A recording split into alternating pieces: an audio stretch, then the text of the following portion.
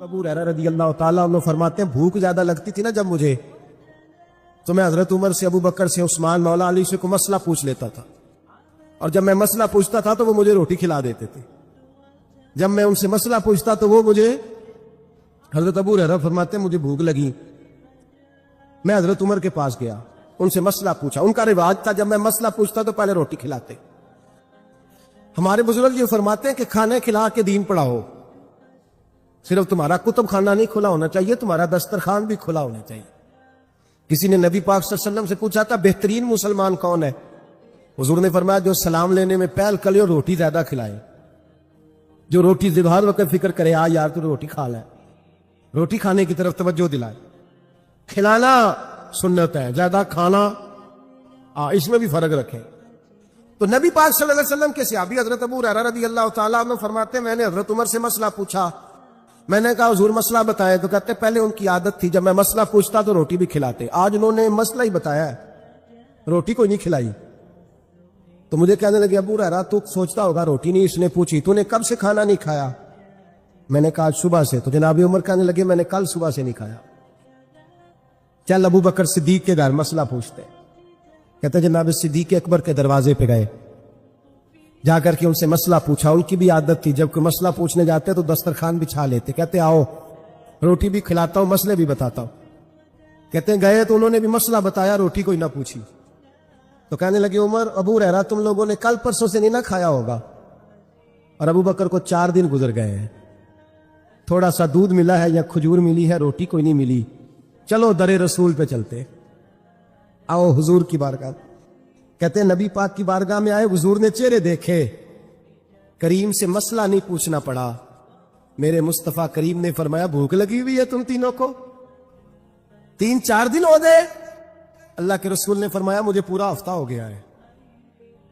سبب کچھ اور ہے جس کو تو خود سمجھتا ہے، زوال بندہ مومن کا بے زری سے نہیں، بھوک نقصان کا وجہ نہیں بنی، وجہ کوئی اور بنی ہے۔ رشوتیں کے جو بازار گرم ہوئے ہیں لوٹ مار کے، یہ روٹی کے لیے نہیں، یہ زیادہ کھانے کے لیے، یہ بینک بیلنس کے لیے گرم ہے۔ یہ لوٹ مار کا مقصد کوٹھیاں بنانا ہے، روٹی کا تو رب کریم کا وعدہ ہے۔ جو روز روتا ہے شام کو کہ میرا کاروبار کوئی نہیں، اصل میں کہتا ہے بنگلہ کوئی نہیں، اصل میں کہتا ہے کار کوئی نہیں، پجارو کوئی نہیں، روٹی تو اللہ عطا فرماتا ہے، اس کا وعدہ ہے۔ فرمایا حضور نے 3 دن بیت گئے، چلو میرا بے تکلف صحابی ابو الحسن انصاری، وہ بڑے نصیب والے ہوتے ہیں جن کو میرے نبی پاک خود کہتے تھے کہ تیری فلانی ذمہ داری ہے۔ اس زمانے کا تو کسی کو کہہ دیا جائے یہ تیری ذمہ داری ہے تو کہتا ہے یہ تو پھٹیکے ڈالنے لگ گئے، یہاں سے تو چھٹی کر جانی چاہیے۔ خوش ہوتے تھے صحابہ کہ ہماری ذمہ داری لگی۔ کہتے ہیں حضرت ابو الحسن انصاری کے گھر گئے، نبی پاک نے فرمایا بھوک بڑی لگی ہے کھانا لا۔ کہتے ہیں حضور نے اسے کہا تو اس آدمی کو تو وجد ہی ہو گیا، اس نے کہا میرے اتنے نصیب کہ حضور کا یہ کھانا کھلا۔ آؤ دیکھو دنیا والو، آج جو سب سے زیادہ عزت والا ہے وہ میرا مہمان بنا ہوا ہے۔ فرماتے ہیں وہ دوڑے گئے، بکری اٹھائی، ذبح کی، بیوی کو کہنے لگے روٹی تیار کر، ادھر کھجوریں توڑی، انگور توڑے، کہنے لگے حضور آپ جب تک تناول کریں تب تک کھانا پک جاتا ہے۔ حضرت عمر کہتے ہیں روٹی پک کے آئی، بڑا پیارا گوشت، بڑا اچھا سالن، بڑا خوبصورت خلوص والا کھانا۔ فرماتے ہیں میں نے بڑا ہی کھایا۔ نبی پاک نے نہ ایک روٹی لی اور چھوٹی چپاتی، تھوڑا تھوڑا سالن کونوں سے، اور جب نبی پاک نے کھا لیا تو حضور کی آنکھوں میں آنسو آئے۔ حضرت عمر کہنے لگے حضور روئے کیوں؟ نبی پاک نے فرمایا سوچتا ہوں 7 دن کے فاقے کے بعد کھایا ہے، پر ڈرتا ہوں رب اس کا حساب پوچھے گا تو جواب کیسے دینا ہے، اس کا حساب بھی تو دینا ہے نا جو کھایا ہے۔ تو حضرت عمر فاروق کے ہاتھ میں کچھ چیز تھی، زور سے زمین پہ ماری، کہا محبوبہ 7 دن کے بعد بھی روٹی کھائے تو حساب دینا ہے۔ نبی پاک فرمانے لگے عمر وہ مالک ہے نا، تو جب دیتا ہے تو حساب نہیں لے سکتا، حساب تو دینا ہے، حساب تو دینا ہے، تیاری رکھو۔ صحابہ کرام فرماتے ہیں ہم نے ارادہ کیا کہ آج کے بعد ہم پھر فاقے کریں گے، کم کھائیں، اس لیے کہ حساب دینا۔ میرے بھائی وہ فاقہ کشی کرتے تھے، ڈرتے تھے، یہاں تو لوگ کھا کے بیمار ہیں، کھاتے جا رہے ہیں سوتے جا رہے ہیں، کھاتے جا رہے ہیں سوتے جا رہے ہیں۔ یہ بھی وقت آئے گا رمضان شریف کا، سویرے درس پہ آؤ کہتے نیند بڑی آتی ہے، سویرے 2 سپارے پڑھ کے سویا کرو کہتے صاحب نیند بڑی آتی ہے، فجر کے بعد ہی تو وقت ہوتا ہے اللہ اللہ کرنے کا، سحری کا، کھاتے جا رہے ہیں سوتے، لوگ جماعت سے نماز نہیں پڑھتے سو جاتے، جماعت کا ثواب چھوڑ کے سو جائیں گے۔ بھائی رمضان المبارک میں فاقہ کشی کی ٹریننگ ہوتی ہے، فاقہ کشی کی تربیت لے، رمضان میں روکے اپنے آپ، تربیت ہوگی۔ اور روزہ ایک پریکٹس ہے، ایک مجاہدہ ہے، ایک جد و جہد ہے۔ جد و جہد کس چیز کی؟ اللہ کی رضا کے مطابق اپنے آپ کو ڈھالنے کی جد و جہد۔ صوم کا لغوی معنی ہوتا ہے رک جانا، حلال رزق سامنے پڑا ہے، حلال مشروب سامنے پڑا ہے، حلال رشتہ بیوی کا موجود ہے، لیکن ان سب چیزوں سے حالت روزہ میں رکنا، اللہ کی رضا کے لیے رکنا، اس کا نام روزہ ہے۔ نبی پاک علیہ السلام نے جوانوں کو حکم دیا ہے، یا معاشر الشباب، او جوانوں۔ یا رسول اللہ کیا حکم ہے؟ فرمایا یا نکاح کر لو اگر طاقت ہے، نہیں طاقت تو روزے رکھو۔ حضور روزے سے کیا ہوگا؟ فرمایا تمہارا نفس کچلا جائے، شیطان وسوسہ اندوزی نہیں کرے۔ حضرت جناب سیدنا جنید بغدادی، بغداد کے پیر سے کسی نے پوچھا تھا آج سے 1100-1200 سال پہلے، وہ تو زمانہ ویسے نیکی اور پرہیزگاری کا تھا، کہا بابا جی مرد اور عورت نیک ہو، بغیر پردے کے، بغیر حجاب کے، بغیر دیوار کے بیٹھ کر ایک دوسرے کو دین سکھا سکتے ہیں؟ حضرت صاحب بتائیے، مرد اور عورت نیک ہو تو بغیر پردے اور حجاب کے ایک دوسرے کو دین سکھا سکتے ہیں؟ حضرت جنید بغدادی فرمانے لگے سکھانے والا حسن بصری ہو اور سیکھنے والی رابعہ بصری ہو تو پھر بھی بغیر پردے کے بیٹھنے کی اجازت نہیں۔ تو مفتی صاحب کو اجازت کس نے دی؟ مولانا صاحب کو اجازت کس نے دی؟ بڑا وہ نہیں ہوتا جو ٹی وی پہ زیادہ آتا ہے، بڑا وہ ہوتا ہے جو رسول اللہ کے دین پہ عمل زیادہ کرتا ہے۔ حضرت عبداللہ ابن مسعود رضی اللہ تعالیٰ عنہ فرماتے ہیں زیادہ باتیں کرنے والا عالم نہیں ہوتا۔ حضور پھر عالم کون ہوتا ہے؟ فرمایا پڑھو قرآن، انما یخشی اللہ من عبادہ العلماء۔ فرمایا بڑا عالم وہ ہوتا ہے جو اللہ سے زیادہ ڈرتا ہے، اس لیے کہ رب فرماتا ہے میرے بندوں میں سے جو عالم وہ ہیں جو اللہ سے زیادہ ڈرتے ہیں، خوف رکھتے۔ تو میرے بھائی رمضان المبارک میں بچنا ہے۔ روزہ کس پہ فرض ہے؟ امیروں پہ کہ غریبوں پہ؟ جی کہنے میں تو کام ہی میرا تو کام ہی محنت مزدوری والا، میں کیسے روزہ رکھوں؟ میں تو دیہڑی لگاتا ہوں تو روزہ کیسے رکھوں؟ میں نے نہیں کسی حدیث میں پڑھا کہ روزہ وہ رکھے جو دفتر میں بیٹھتا ہے۔ صحابہ کے زمانے میں تو دفتر ہوتے ہی نہیں تھے، کسی جگہ نہیں لکھا ہوا روزہ وہ رکھے گا جو اے سی میں بیٹھتا ہے، تب تو اے سی تھے ہی نہیں۔ حضرت ابو بکر صدیق رضی اللہ تعالیٰ عنہ سے لے کر جناب بلال تک سارے اپنے ہاتھ سے کام کرتے، سارے اپنے ہاتھ سے کام کرتے، سارے۔ حضرت عمر فاروق رضی اللہ تعالیٰ عنہ خلیفہ وقت ہونے کے باوجود مال غنیمت کے اونٹ چرنے جاتے تھے تو چراگاہ میں چھوڑنے میں جاتے تھے، لینے بھی آتے تھے واپس۔ سارے لوگ اپنے ہاتھوں سے مشقت والے کام کرتے۔ حضرت بلال مزدوری کرتے، سلمان فارسی مزدوری کرتے، مقداد مزدوری کرتے، صحابہ مزدوریاں کرتے، روزے رکھتے۔ اور رمضان کے جانے کا وقت ہوتا تو در رسول پہ کھڑے ہو کے عرض کرتے محبوبہ دل نہیں بھرا، دل کرتا ہے کبھی رب سارا سال ہی روزے عطا کرے، سارا سال رمضان دے تو ہم سارا سال روزے رکھنے کو تیار ہیں۔ جذبہ تھا، طاقت تھی، ہمت تھی۔ میرے نبی پاک نے فرمایا لکل شیء زکات و زکات الجسد الصوم، فرمایا ہر شے کی زکات ہوتی ہے، وجود کی زکات روزہ ہے، روزے رکھو جسم کی زکات نکل جائے۔ فاقہ کرنا بھی میرے نبی پاک کی سنت ہے، مسواک کرنا بھی سنت ہے اور فاقہ کرنا بھی۔ مسواک والی سنت زیادہ اپناتے ہیں لوگ، فاقہ کرنا بھی نبی پاک کی سنت ہے۔ ایک صاحب مجھے کہنے لگے جناب بیٹھ کے کھانا حضور کی سنت ہے، میں نے کہا کبھی کبھی نہ کھانا بھی نبی پاک کی سنت ہے، نہ کھانا بھی حضور کی سنت ہے۔ اور ہمارے فقہاء نے لکھا ہے جو روٹی زیادہ کھاتا ہے اس میں دو باتیں پیدا ہو جاتی ہیں، کیا کیا؟ ایک بولتا زیادہ ہے، دوسرا سوتا زیادہ ہے، غافل ہو جاتا ہے۔ فقہ اور حکیم اطباء ڈاکٹر کہتے ہیں کہ پیٹ خالی رہے نا جس آدمی کا، اس کا حافظہ مضبوط ہوتا ہے، اس کے ذہن کی گرہ کھلتی ہے، زیادہ کھانے سے تو خماری چڑھتی ہے۔ رمضان المبارک وہ عزت اور عظمت والا مہینہ ہے جس کا تعارف کسی عام آدمی نے نہیں، رب کریم کے قرآن نے بیان فرمایا ہے اور میرے مصطفیٰ کریم کی زبان اطہر نے بیان فرمایا۔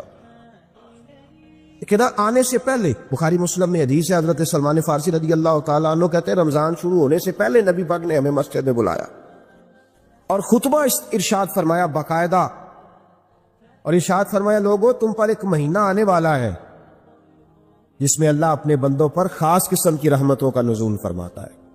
خود رسول پاک نے ہمیں کس قدر زیادہ اس مہینے کا اکرام کرنا ہے اور کس قدر زیادہ اس کو اہمیت دینی ہے اور کس قدر زیادہ ہمارے لیے وہ باعث عظمت ہے کہ جس مہینے کے فضائل خود رسول پاک علیہ السلام نے بیان فرمائے۔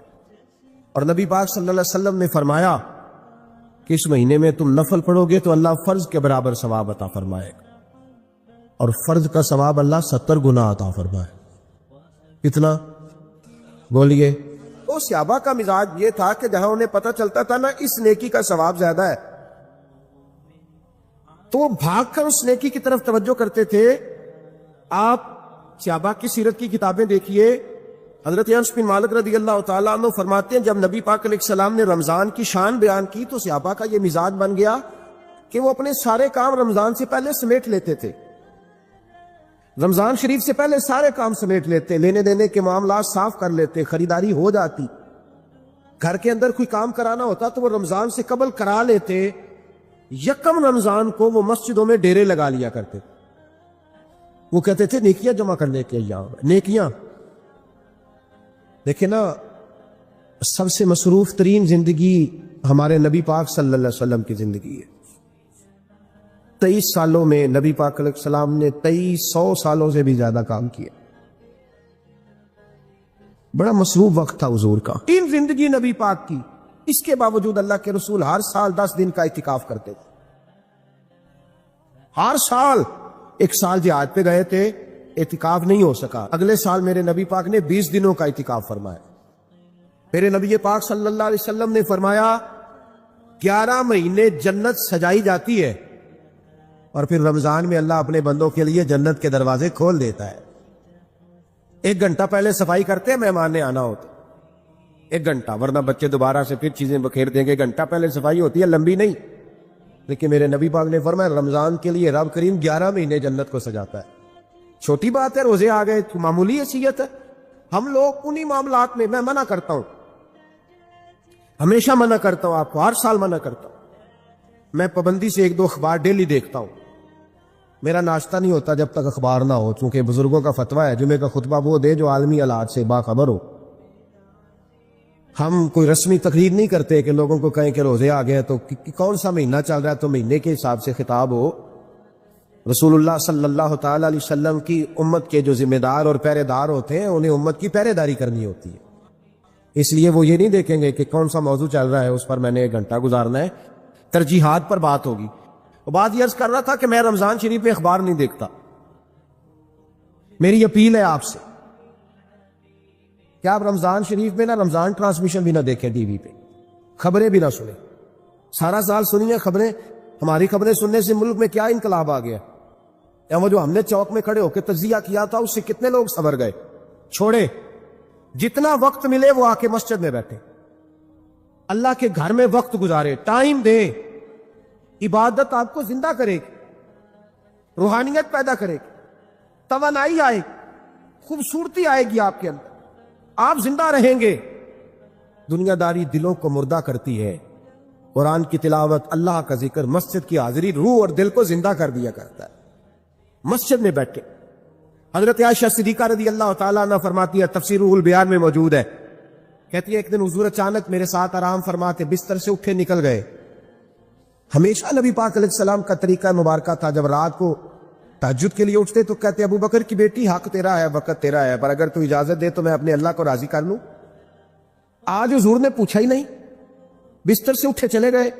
کہتے میں اٹھی، میں نے دائیں بائیں دیکھا، محبوب نظر نہ آئے۔ حضور کی تہمت استعمال شدہ پڑی تھی، وہ تہمت میں نے اٹھا کے اوڑھ لی اور میں نکل گئی حضور کو تلاش کرنے۔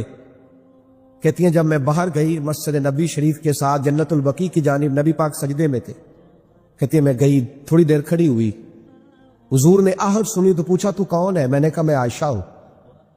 تو محبوب نے فرمایا یہ عائشہ کون ہے؟ میں نے کہا یا رسول اللہ میں آپ کی زوجہ۔ فرمایا زوجہ کیا ہوتی ہے؟ یا رسول اللہ میں ابو بکر کی بیٹی۔ تو نبی پاک نے فرمایا یہ ابو بکر کون ہے؟ حضرت عائشہ کہتی ہے میرا کلیجہ پھٹنے کو آیا، میں وہاں سے پریشان حال واپس آئی۔ جب میں گئی تھی تب بھی ہلکی ہلکی بارش تھی، واپس لوٹی تو پھر بھی ہلکے ہلکے قطرے بارش کے گر رہے تھے۔ میں آ کے ہامتی کامتی بیٹھ گئی. تھوڑی دیر گزری تو نبی پاک تشریف لے آئے. تو حضور صلی اللہ تعالی علیہ وسلم نے مجھے پریشان دیکھا تو کہا عائشہ کیا ہوا؟ کہ حضور آج وہ ہوا ہے جو کبھی نہیں ہوا. یا رسول اللہ میں پریشان ہو گئی. حضور عجیب بات ہے، میں گئی ہوں، آپ نے پوچھا کون ہے تو میں نے کہا میں عائشہ کا. عائشہ کون؟ آپ کی زوجہ. فرمایا زوجہ کون؟ ابو بکر کی بیٹی کا. ابو بکر کون؟ اور پھر حضور میں گئی ہوں تو میرے کپڑے بھیگ گئے، آپ آیا تو کپڑے خشک ہیں، سمجھ نہیں آئی. اور لفظ سنو حدیث کے، نبی پاک نے فرمایا عائشہ لی مع اللہ وقت، میرا اپنے اللہ کے ساتھ ایک وقت ہوتا ہے. کس کے ساتھ؟ آج میرا دوستوں کے ساتھ وقت ہے، آج میرا گھومنے کا وقت ہے، آج میرا خوش گپیوں کا وقت ہے، آج میرا سیاحت کا وقت ہے، آج میرا پکنک کا وقت ہے. میرے نبی پاک نے فرمایا لی مع اللہ وقت، عائشہ میرا اپنے اللہ کے ساتھ، میرا اپنے اللہ کے ساتھ ایک وقت ہوتا ہے. اس وقت نہ وہاں کوئی فرشتہ آ سکتا ہے، نہ کوئی نبی اور مرسل آ سکتا ہے. جب فرشتہ اور نبی نہیں آ سکتے تو عائشہ اور ابو بکر کیسے آ سکتے ہیں؟ تو کہا یا رسول اللہ پھر وہاں ہوتا کون ہے؟ تو حضور فرمانے لگے ایک میں ہوتا ہوں، دوسرا میرا رب ہوتا ہے، تیسرا کوئی موجود نہیں ہوتا. امت کو درس دیا ایک وقت 24 گھنٹوں میں ایسا لایا کر اس میں تو اپنے رب کو دکھڑے سنائے، اس میں تو دعائیں مانگے، اس میں تو عرض و نیاز کرے، اس میں تو اپنے گناہوں کی معافی چاہے. اعلیٰ حضرت کے والد گرامی سے کسی نے پوچھا، مولانا نقی علی خان صاحب سے، کہ حضرت جی فرعون 500 سال ہی حکومت کر گیا، 500 سال ہی حکومت کر گیا، اللہ کا مقابلہ کرنے والا پکا کافر بے ایمان. تو آپ فرمانے لگے ملا رومی کی وہ کتاب پڑھو مثنوی، جس میں انہوں نے لکھا ہے کہ جب ساری دنیا سو جاتی تھی تو فرعون اٹھ کے مصلے پہ بیٹھتا تھا، کہتا تھا یا اللہ معاف کر دے، رب تو ہی ہے، گناہگار بڑا ہوں پر مہربانی کر. روز معافیاں مانگتا تھا تو رب کریم کی قدرت نے مہلت دی کہ روز توبہ کرتا ہے، چلو ایک دن سچی بھی کاری جائے تو اچھا ہے. اللہ نے مہلت دی. اور میرے بھائی اگر تو روز رات مصلے پہ بیٹھے تو تجھے مہلت ملے، عذاب نہ آئے. اگر تو اپنے رب کے ساتھ تنہائی کرے تو اللہ تجھے مہلت دے، سزا نہ دے. لیکن ہم یہ وقت نکالتے ہی نہیں. اللہ کے ساتھ میت کا ہمارا مزاج ہی نہیں. ترمذی شریف پہ نبی پاک علیہ السلام نے فرمایا دنیا داروں کو دکھڑے نہ سنایا کر.